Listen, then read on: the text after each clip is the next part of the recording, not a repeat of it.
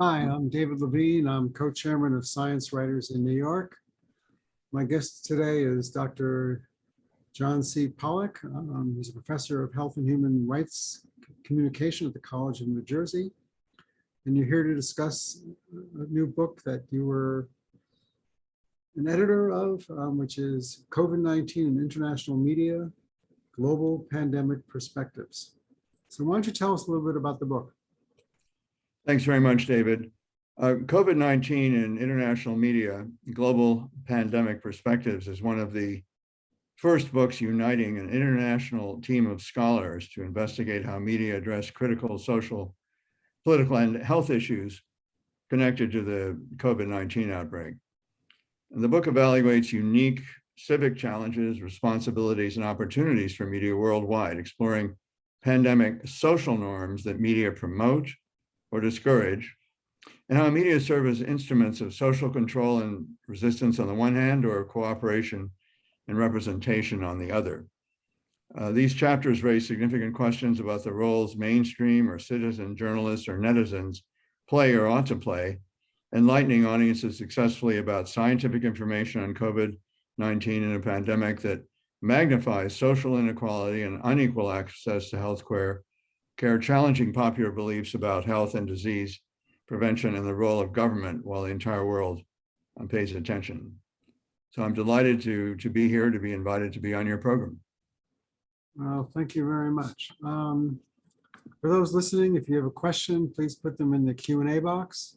The chat box is just for the professor and me, and as well as my co-chair, Joe Bonner, who is recording this and producing this, in case we have any technical issues that we need to discuss.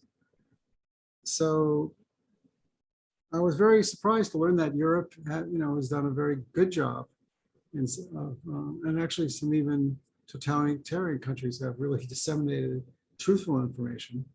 Yes. And also crack down on on people who are actually disseminating false information. So a few examples you gave were the New Zealand Prime Minister, whose nightly informal appearance on Facebook in a sweatshirt or pajamas reminded her fellow citizens to practice safety precautions and stay in bubbles. The United Kingdom, a public health information campaign was launched to advise the public how they might mitigate spreading the virus. And 12 days after Spain declared a state emergency on March 13th, the media had tennis player Rafael Nadal and basketball player Paul Gasol, who are both pretty famous in Spain and around the world, with the Spanish Red Cross to raise money to fight the coronavirus. And many other athletes joined them as well. I know that. Have United States athletes been also doing this? No, and that's well, sporadically, and that's a thing that occurred immediately in both the United Kingdom and let's say the United Kingdom and India. Actually, because we have authors who live in both India and the UK. Involved WhatsApp, Instagram, Facebook, Twitter. The government asked for cooperation, asked for help in getting the message out, and on the assumption that they would indeed help, and they did in both cases. And all sorts of celebrities and athletes were basically all in the UK, in Spain, in India, all in, saying, we're all in this together. Everybody has an interest in health, and that that raises the issue: why didn't that seem to happen here? Why was our well, I mean, I know Donald Trump was president during the height of COVID, but I mean, right. we had Democratic governors who went on TV every day, and sometimes they would have celebrities with them, but right. I guess they didn't. I was kind of surprised also that I wasn't.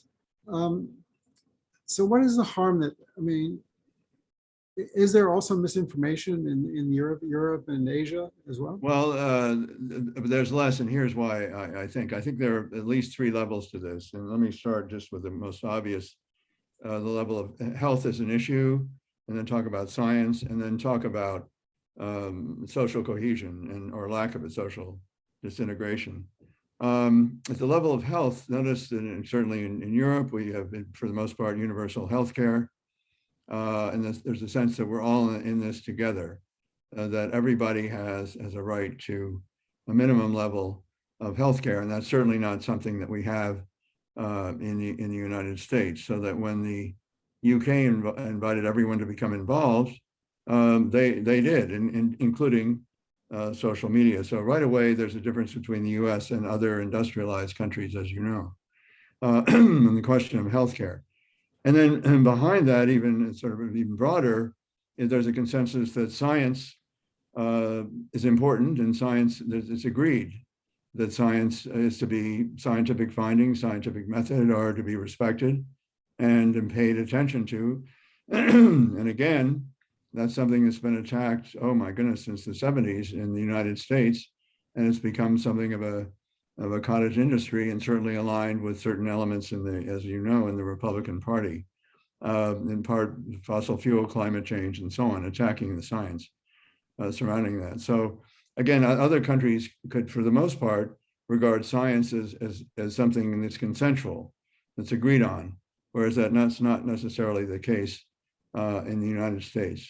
Now, beyond that, we can really, I mean, there's the question of social cohesion and loss of social consensus in the United States ever since the mid-60s. And that's detailed extremely brilliantly, actually, in Robert Putnam's book, The Upswing, about the reduction in inequality since the progressive movement in the early 1900s.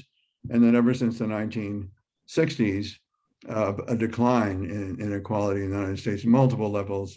We can talk about the economics, we talk about the political system and political tribalism, social isolation, cultural disintegration, and so forth. There are all many levels to this, but the point is the media, including social media, do seem to reflect the surrounding consensus, or lack of it in our case. And they do seem, the kind of tribalism we're seeing in the social media do seem to reflect our political tribalism and our social disintegration compared to where we were in the mid-60s.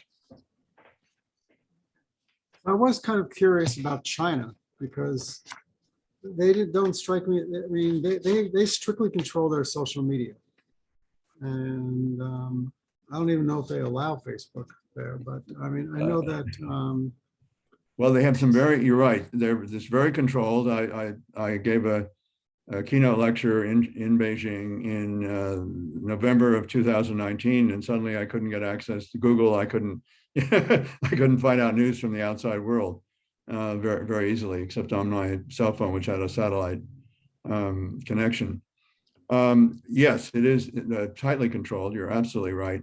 But there's a chapter in the book that details this by a Chinese scholar who now lives in Singapore. Maybe that's one of the reasons she felt free to talk about this in detail. Apparently, there were all kinds of efforts in China to control social media, as you know.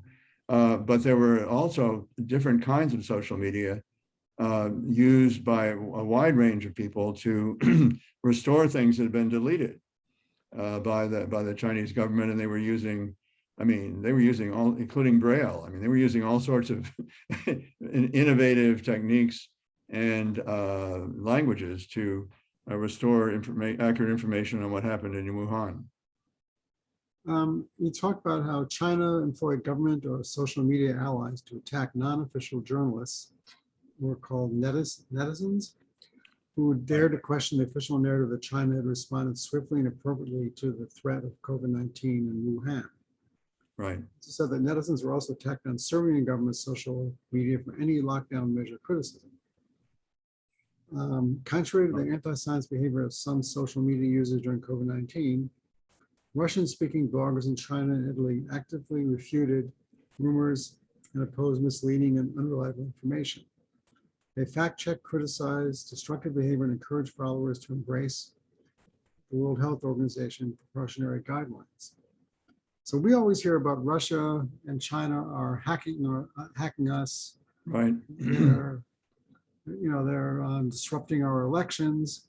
But it seems that when it came to COVID-19, they weren't allowing disinformation.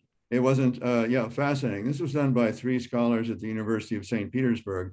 And let me just say, as you can gather from what you've been reading, we were just delighted to see, Doug Vakoch and I, my co-editor, were delighted to see the contributions from so many excellent contributions from so many different countries, whether large or small, from China, from Russia, from India, smaller countries like Estonia, Serbia, Singapore, Taiwan, and then in Indonesia, New Zealand, but also in Africa, Namibia, and Nigeria. We had contributions, as well as from Colombia and in South America.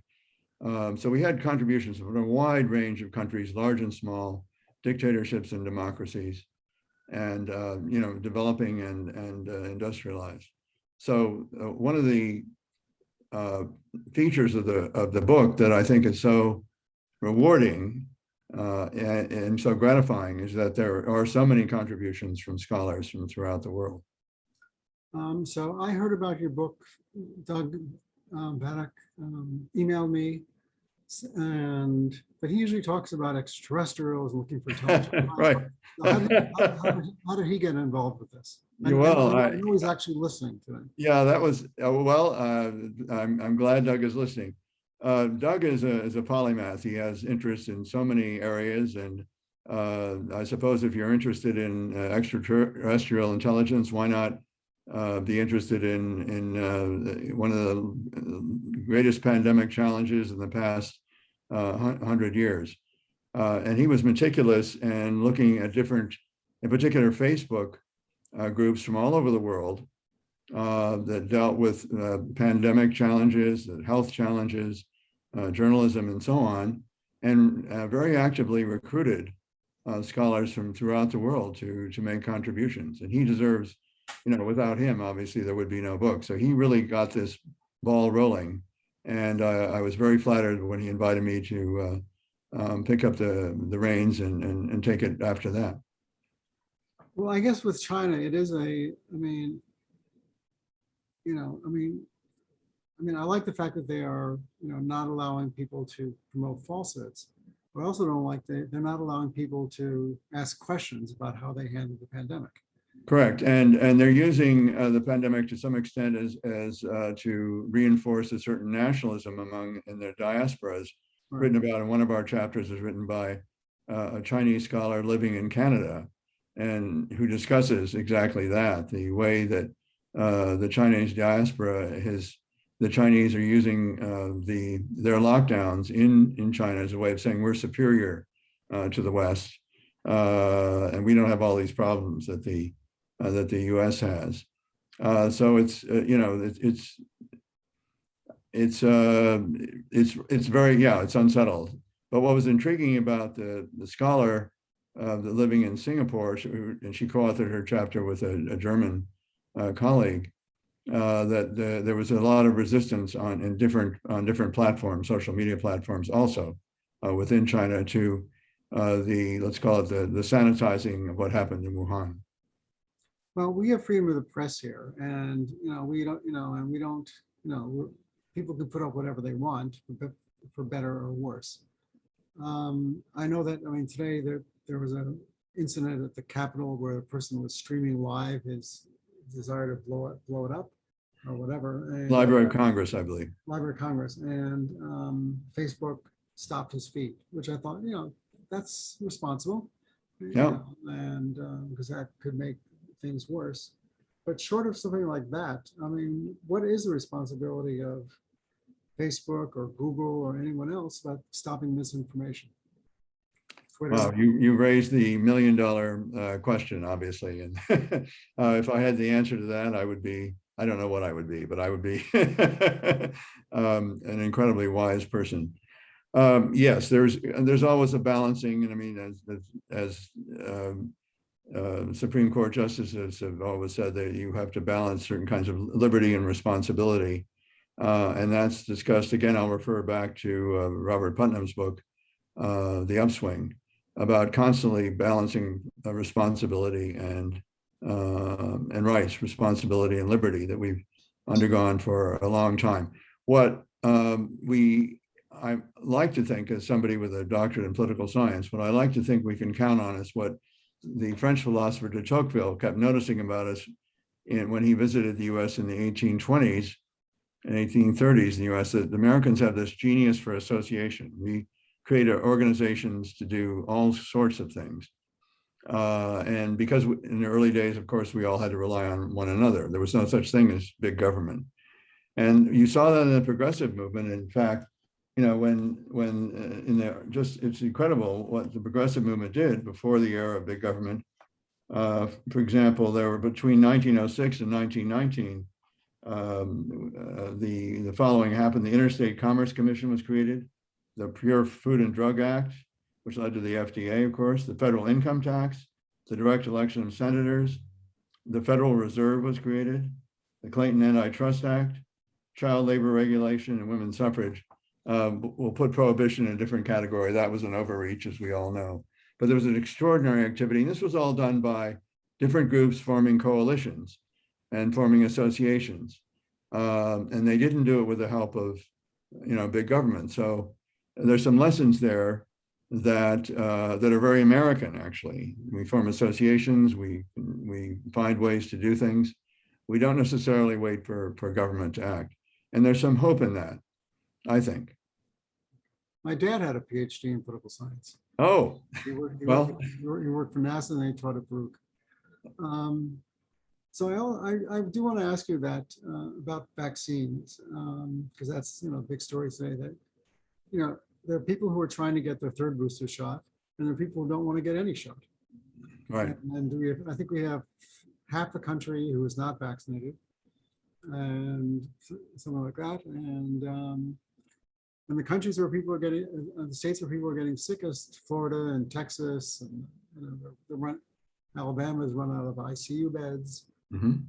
And but it's not all social media doing this, isn't it? Some other beliefs as well. No, as I agree. As I mentioned, it has to do with, you know, beliefs about health. It has to do with beliefs about science, and it has to do with larger questions of social cohesion in the United States.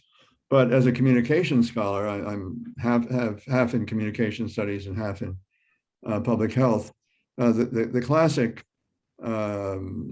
theories and the classic empirical evidence suggests you need to, that media can go so far in trying to develop, you know, role models. You can have celebrities, you can have, you know, athletes, you can have Hollywood stars and so on. But in order to actually drive the point home, convince people to actually change their behavior, not just get their attention, usually you need some kind of more immediate, typically face-to-face, somebody you respect, somebody you like, somebody you know. And that's what the Biden administration is trying to do with its mobile units, trying to come into the neighborhoods, trying to actually reach people where they are, and rely actually on local leaders. It could be teachers, it could be business people, it could be coaches, all sorts of local people. That's what will drive the point home and ultimately be most successful at encouraging those who are reluctant to agree to become vaccinated. Well, Betty Ford went public about her breast cancer, and that got a lot of women to start taking mammograms. I know this because I did work in the Cancer Society. And I'm also thinking of, you know, there are more, you know, recent, you know, examples of celebrities who, you know, talked about their illnesses, like Michael J. Fox, and, you know, Parkinson's and stuff like that. Right. But so I think celebrities, I mean, there's a picture of Elvis getting the polio vaccine. They asked him to do it. And that you know, and then people said, well, if he's doing it, it's got to be. Well, exactly. I mean, Elvis was so huge that right, exactly. That was convincing. Yeah, I've been a little disappointed that the entire, you know, I've been struck by the notion that, unlike in some other countries, the government doesn't seem, well, we know why it didn't, I guess, under President Trump. But under President Biden, you would hope that the government might reach out to Hollywood, to all sport, Major League Baseball, National Football League, League Basketball, everyone to all hands on deck, get everybody involved. So you get all the major, sports franchises involved. If you got, huge chunk of Hollywood involved, you would think there would be some kind of threshold effect or saturation effect that might make it absolutely normative. This is what people do. This is what people you respect are doing. Well, Katie Couric had a colonoscopy on TB, and the New England Journal of Medicine did an article on the Katie Couric effect, and it drove up colonoscopies tremendously. Yeah, no, that was extraordinary. She took her grief and sorrow over her husband's death and really turned it into something quite positive for everyone. That was an extraordinary act of innovation and altruism.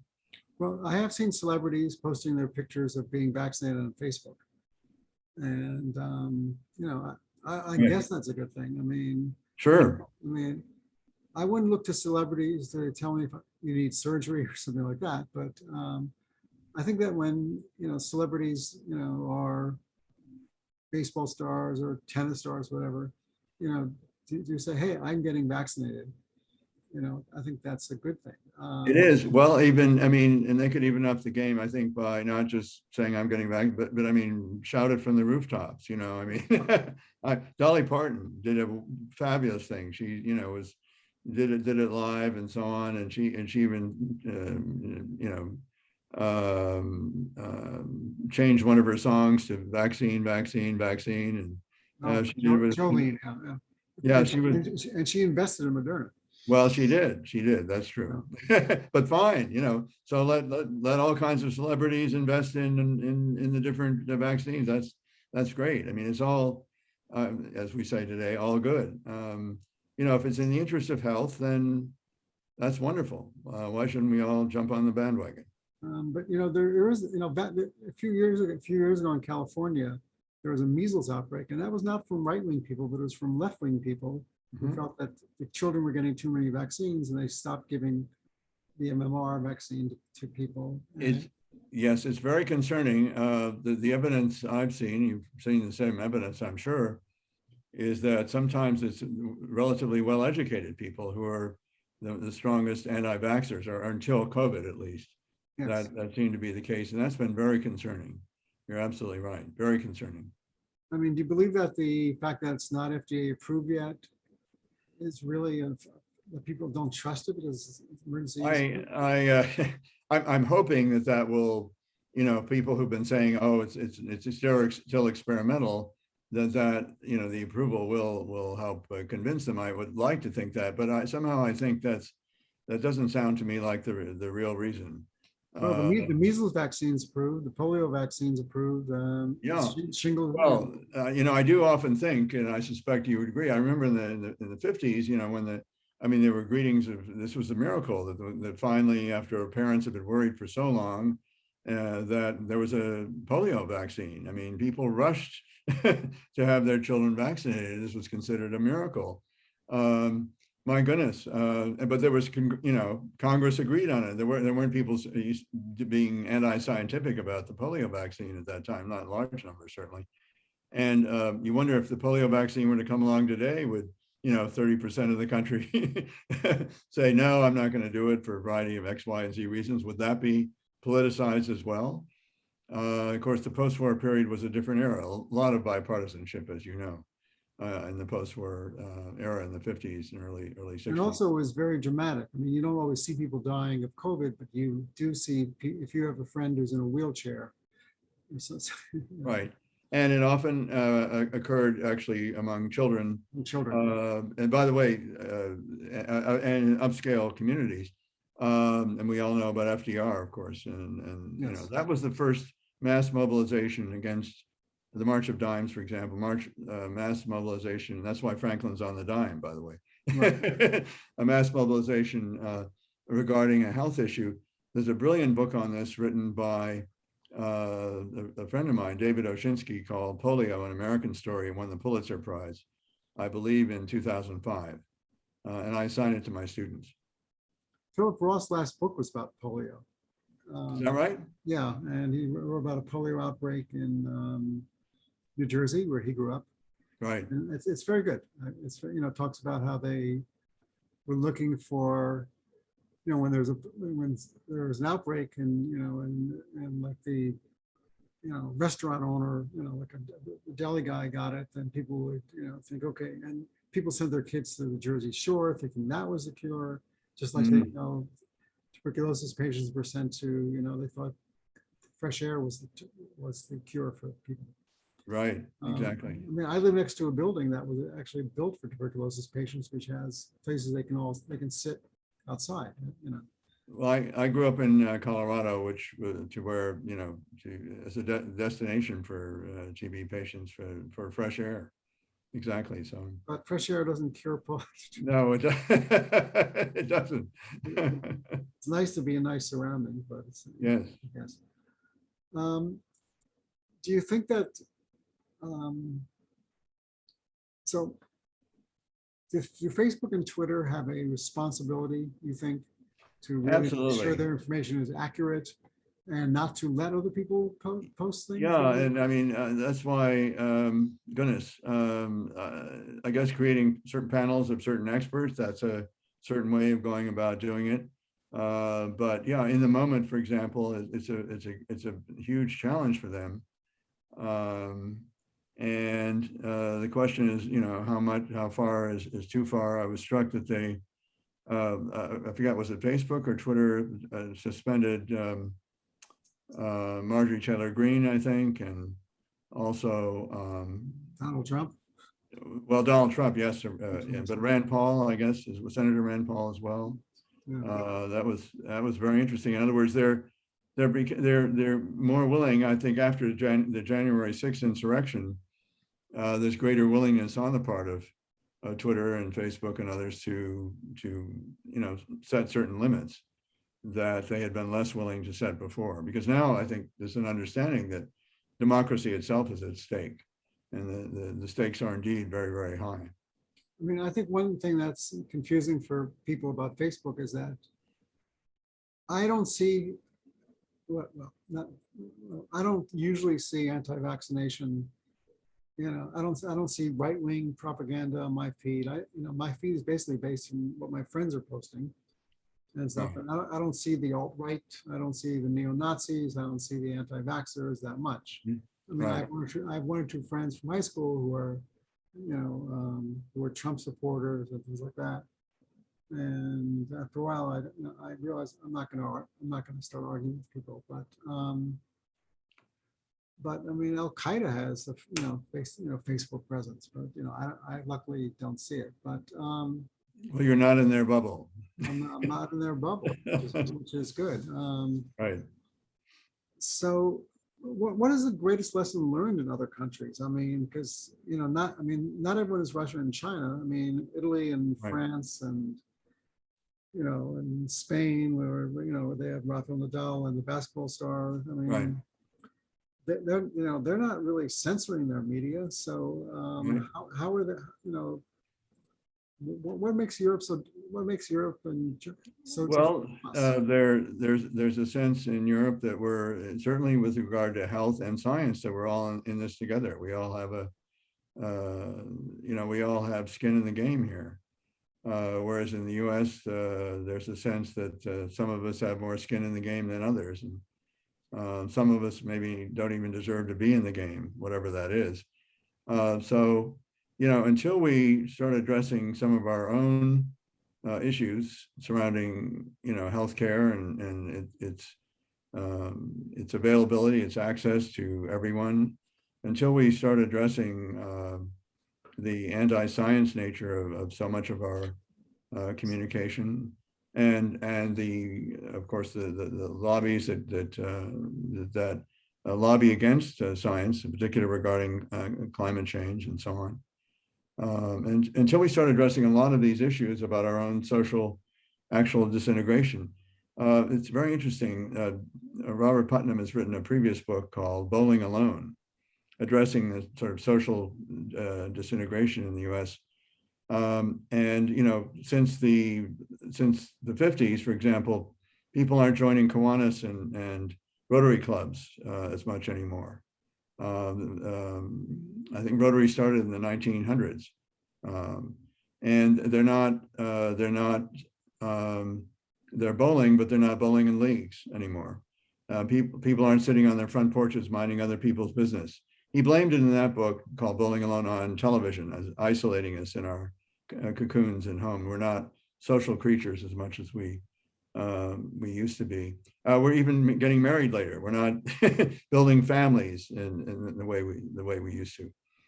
And it's even every culture, every new technology that's come along, they say it's going to be the ruin of everything. Right, exactly. Well, no, but he really does document this in terms of social, this really long-term decline. He really has about a sixth or seventh of the book is footnotes. It's really extremely well documented, but it's cultural too. In other words, just looking and he analyzes books, and the use of the word identity crisis, I think, was coined by Eric Erikson in 1958. And in the 50s, as you know, there was a pushback against collectivity as being we were too conformist. The Organization Man book, the Man in the Gray Flannel Suit, or David Reisman's The Lonely Crowd. We were supposed to be inner directed, not outer directed, not be such conformists. So that supported more individualism. But the problem is, apparently in books over the past half century, the use of the word I, the pronoun I, has increased dramatically over that period, and the pronoun we has diminished dramatically correspondingly. So we're more of an I kind of culture and less of a we culture. I mean, I've written about the anti-science movement, and I interviewed a Nobel laureate when I was at a meeting in Germany, and he was saying, there are, people are selective about it. I mean, people still want their elevators inspected by elevator inspector people. They want their pilots trained. They want their, when they want their aircraft inspected by a person who knows what they're doing. They want their buildings built by engineers. They want their a heart surgeon to be, really good at being a heart surgeon. Yeah, I mean, but and so I'm going to take. There's some questions in the audience, so I'm going to take them. So thank you. Sure. How much of the first question is, how much of the anti-vaxxer movement do you attribute to Donald Trump? What percentage of the anti-vaxxers voted for Donald Trump? And where does Michael Kennedy fit into the mix? Wow. What a question. The real answer is I don't know. But since I haven't been following the anti-vax movement as much as I have been some broader cultural trends, I don't know how many of the anti-vaxxers voted for Donald Trump, but I would suspect a substantial proportion might have. Speaking of Donald Trump, it's very interesting. He had a critical moment, a decisive moment. You remember when he toured a Ford plant in Dearborn, and he was flying there, and he had his staff with him, and he was trying to decide whether to wear a mask. This was a critical moment early on in the pandemic. And apparently, most of the women who were traveling with him, including what's her name, Daniela Romney Garrett, I think, no, it's not Garrett, but Romney, whatever her last name is. She's related to Mitt Romney. And other women recommended that he do wear a mask. And they said the reason they recommended it was that it would appeal to suburban women. And whereas almost all the men said, no, real men don't wear masks. And of course, and they prevailed, as we know what happened. He chose not to wear a mask. And think about what a difference that made. What if he had chosen to wear a mask or began to wear a mask consistently? How much that would have helped set an example, a leadership example. It's called, social cognitive theory, role model, setting examples, and so on. And that might have made quite a difference, but that was a critical moment in retrospect. And indeed, if to the extent it was true that suburban women were connected to the question of mask wearing and found that to be an important issue, then the loss of suburban women was important when he was running for re-election. I'm not, and where does Michael Kennedy fit into the mix? I'm not sure it's Michael Kennedy. I think it's Robert Kennedy Jr., but maybe I'm. Right, he's anti the vaccine because they cause autism. Yeah, that's right. And his own family is appalled at what he's doing because it's so contrary to the science. Well, I mean, yeah, one thing I'd like to say is that, historically, Blacks have mistrusted, the government, and with good reason, because of the syphilis experiments, Tuskegee experiments, and Right.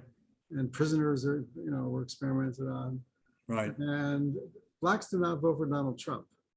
But also, as I pointed out, there are a lot of people on the left who don't trust the government, and they don't trust vaccines.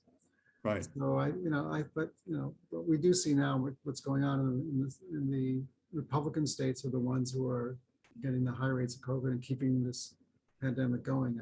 Right. So, right. We know that both right and left elements of the right and left don't trust the government for all sorts of reasons. That's a worldwide trend, by the way, that's documented beautifully by Larry Diamond at Stanford. He's been doing this for decades, and there's declining trust in government all over the world.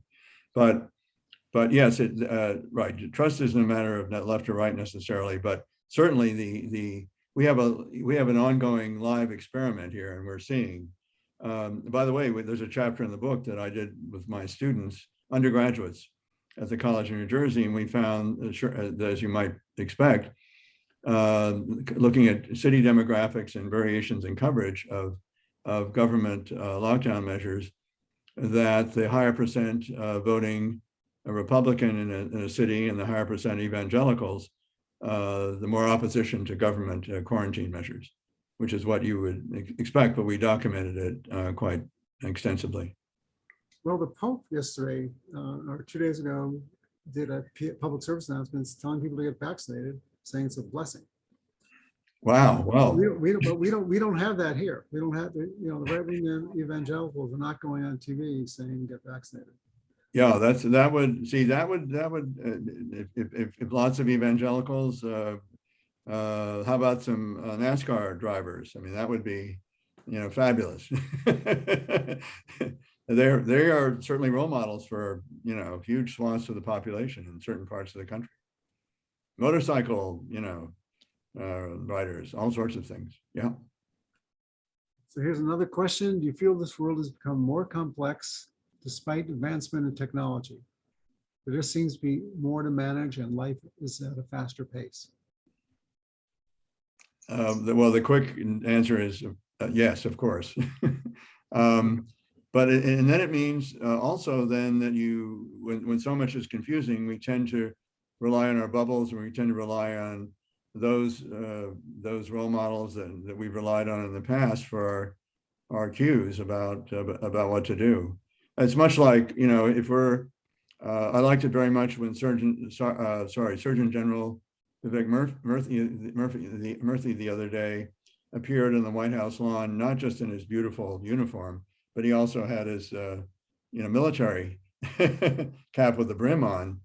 And so it looked, this is almost like a wartime statement from the Surgeon General. We're at war with COVID. I mean, it was very dramatic visually, I thought, and was quite impressive. Also, his calm demeanor really helps a great deal. He looks very, very much always in charge of himself and confident in what he's saying. Okay. I was assigned to do an article on living with uncertainty. My editor's assumption, she said, I believe we're living in the most anxious age in history. So I spoke to a historian who was in Amsterdam, and he said, David, he said, I lived through the Nazi occupation of my country. This is one of the least anxious times in history.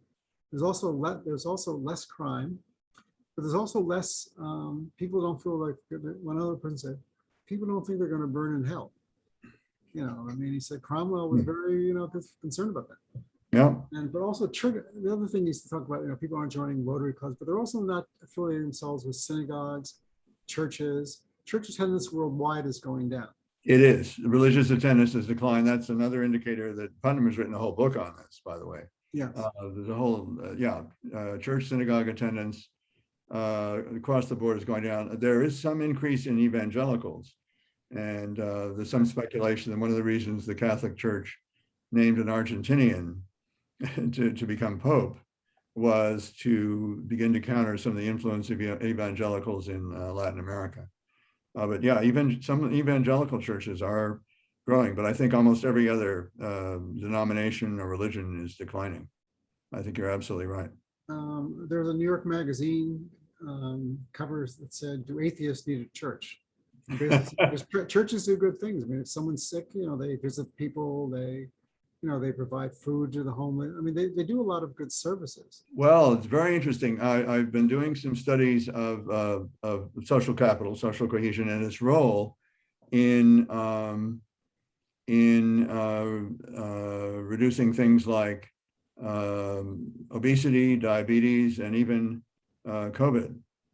And we tested a number of indicators of social capital. For example,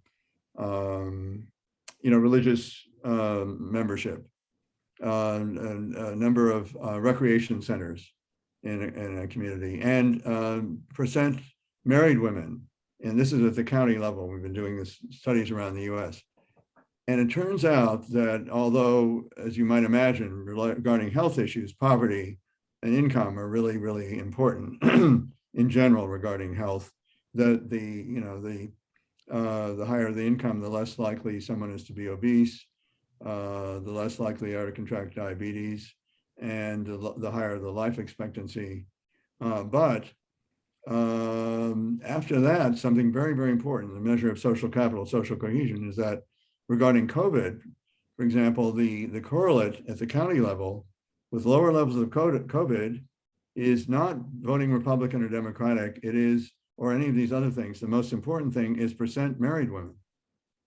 The higher percent married women, the lower the prevalence of COVID at the county level around the country. And conversely, the higher percent of unmarried births to unmarried women, the higher the prevalence of COVID at the county level around the country. Again, more important than voting Republican or voting Democratic. So there's something important about the role of women, the status of women as agents of social cohesion that is fascinating, and that's emerging from our research right now.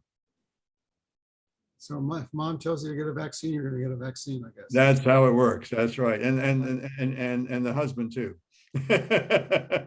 That's right. Women, I mean, this sounds like a traditional something or other, but sure enough, women, there's something about the stability of women that, and I suppose the stability of marriage that seems to be a certain kind of cement or glue for entire communities. Again, these are studies at the county level. We only recently obtained a lot of county level data from a lot of work that's been done by the Robert Wood Johnson Foundation.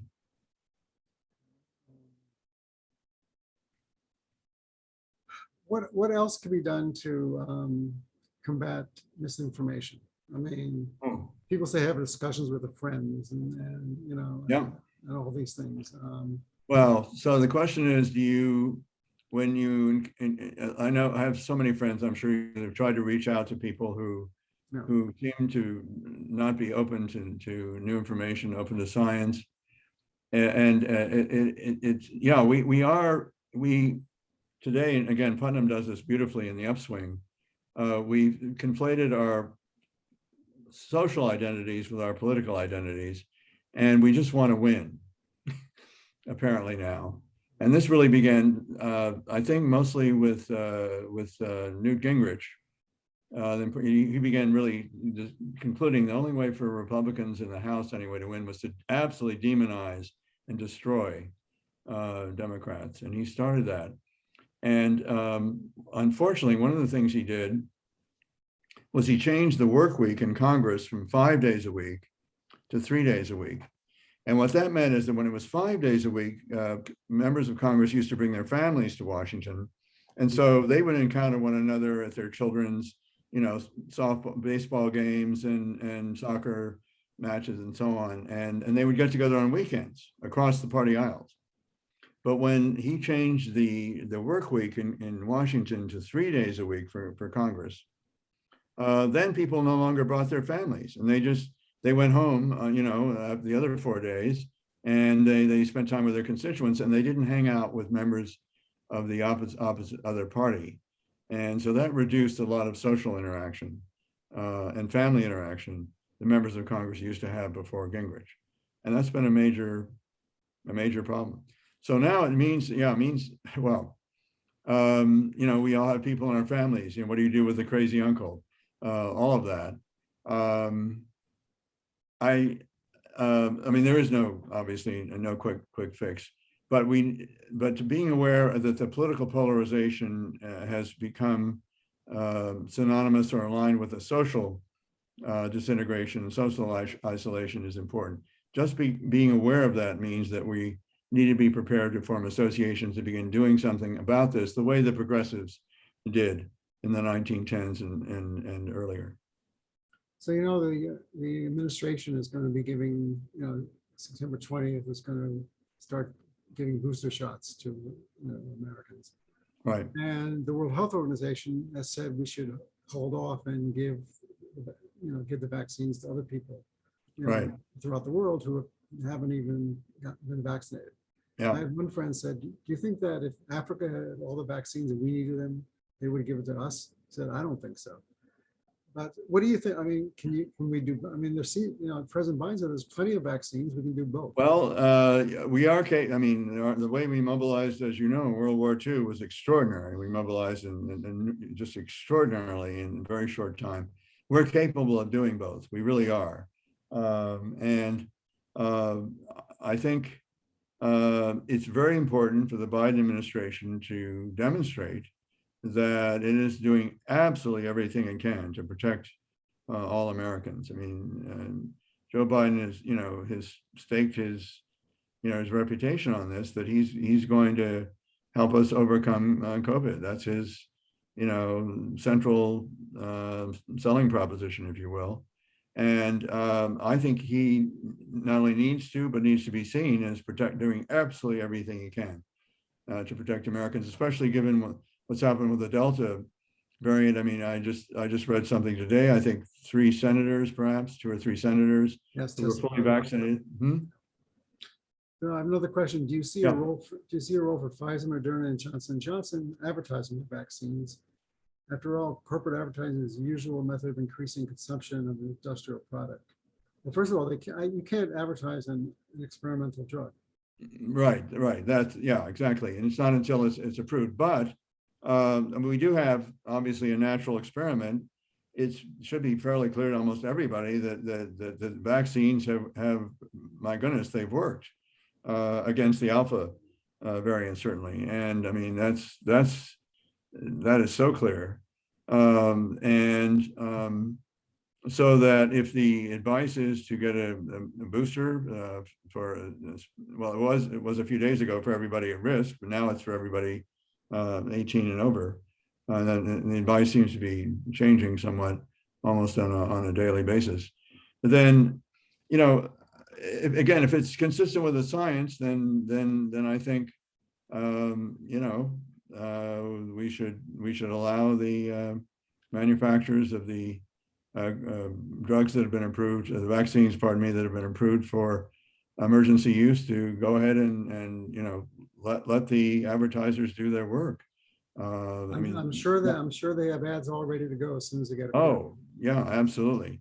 Well, in this case, I'm inclined to think, look, if J&J and Pfizer and Moderna do well, then we all do well.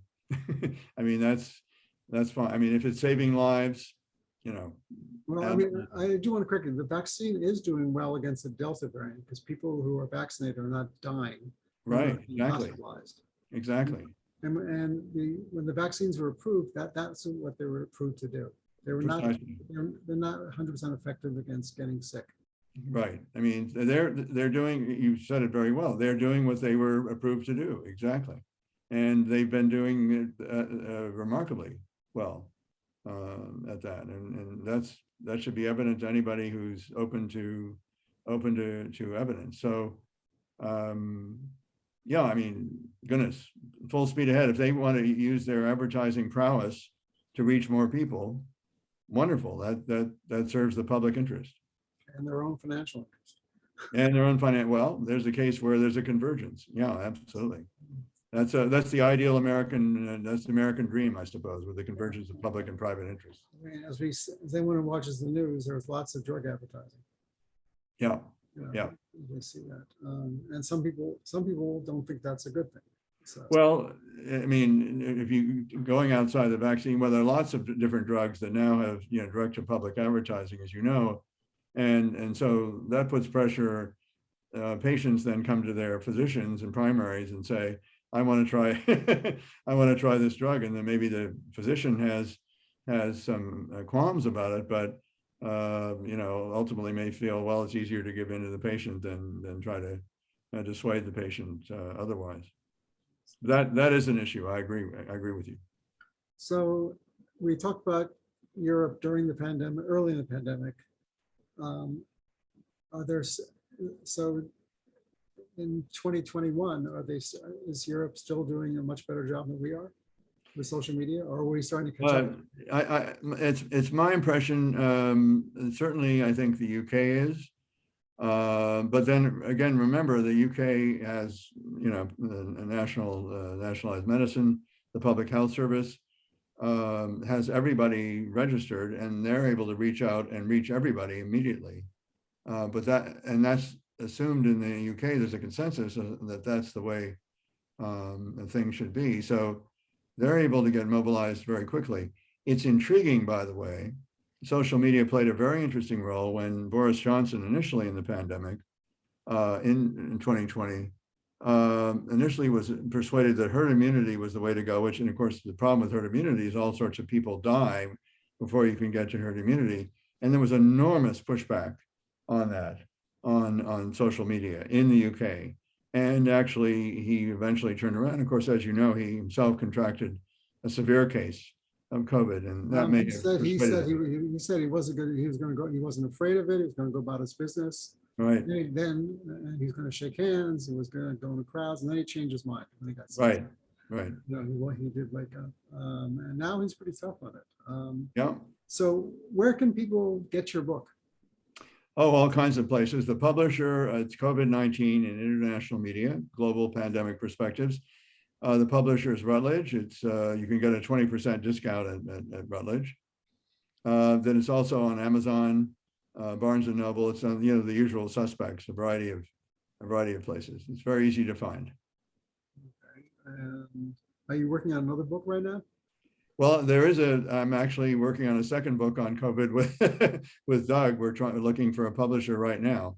It's a little more oriented toward rhetoric and the kinds of language and memes that have been used in the effort to convince people to engage in social distancing and washing hands and get the vaccine. Well, Dr. Pollock, I want to thank you for spending time with us and answering everyone's questions as well as mine and talking about the book. Routledge is kind of a more academic publisher, but can you get it on Amazon as well?